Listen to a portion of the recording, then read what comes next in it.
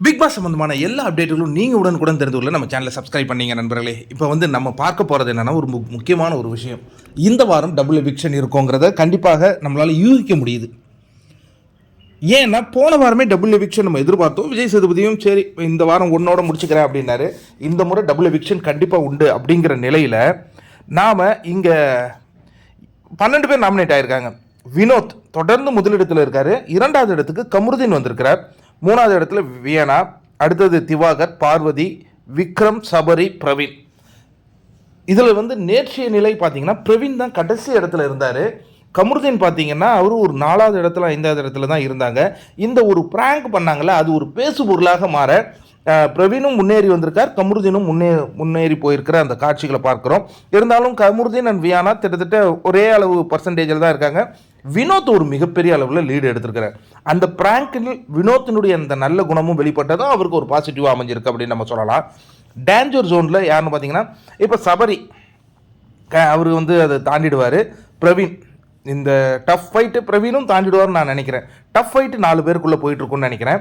துஷார், கெமி, FJ, Ramya இந்த 4 வரில் 2 பேர் வெளியேற போகிறாங்கங்க. இப்போ தான் கரெக்டாக மாட்டியிருக்காங்க ரம்யா பொறுத்த வரைக்கும் இன்னும் அவங்க இன்னசென்ட் மாதிரியே நடிச்சுக்கிட்டு இருக்கிறாங்க. அது ஒரு ரியலாக இல்லை, மக்கள் ரசிக்கலை. அவங்களுக்கான திறமையை எதுவும் வெளிக்காட்ட மாட்டுறாங்க. யாருடைய ஷேடோவிலேயே இருந்துடலான்னு பார்க்குறாங்க. அது என்னன்னு தெரியல. எஃப்ஜேயை பொறுத்த வரைக்கும் அவர் என்னென்ன சொல்கிறதுன்னு தெரில. கெமி அற்புதமான வாய்ப்பை அவங்க ஏதோ பயப்படுறாங்கங்க. நல்ல டேலண்ட் இருக்குது, பேச மாட்டுறாங்க. நம்ம பாட்டுக்கு இந்த வேலையை செஞ்சுட்டு போயிடுவோம் அப்படிங்கிற ஒரு நிலையில் வாழ்கிறாங்க.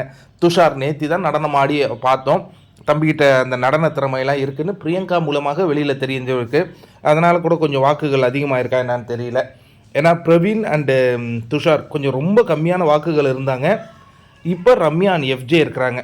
இருவர் வெளியேற்றணும்னா கண்டிப்பாக ரம்யா வெளியேறுவதற்கு ஒரு அற்புதமான சாய்ஸ் தான். எஃப்ஜே கொஞ்சம் டாஸ்க்லாம் பண்ணுவாருங்கிறதுனால வச்சுப்பாங்களா என்னான்னு தெரியல. ரொம்ப டஃப்பாக இருக்குங்க. உங்களுக்கு யார் இருவர் வெளியேறினா ரொம்ப சந்தோஷமாக இருக்கும் அப்படிங்கிறத கமெண்ட்டில் என் கூட ஷேர் பண்ணுங்கள். என்னை பொறுத்த வரைக்கும் எனக்கு ரம்யா மேலே முன்விரோதமோ கோவமோ வெறுப்போலாம் இல்லை. ஒரு அற்புதமான வாய்ப்பு கொடுக்குறாங்க. அங்கே போயிட்டு எனக்கு அக்கா, தங்கச்சி, தம்பி இது இருந்தால் போதும். எனக்கு ஒரு இந்த வீடு கட்டணுன்னா 4 வாரம் இருந்தால் வீடு எப்போயா கட்ட முடியும். கேம் ஆடினா மக்கள் உள்ளே வச்சுப்பாங்க. ரம்யா, நீ இந்த சிம்பத்தி கேமை கொஞ்சம் தூக்கி போட்டுட்டு கேமுன்னு ஒன்று ஆடுங்க. இன்னொன்று ரிசப்ஷனிஸ்ட்டாக உட்கார வச்சுருக்காங்க. அவ்வளோ கிரிஞ்சு பண்ணுறீங்க. கிரிஞ்செல்லாம் ஒரு கட்டத்துக்கு மேலே தாங்காதுரா.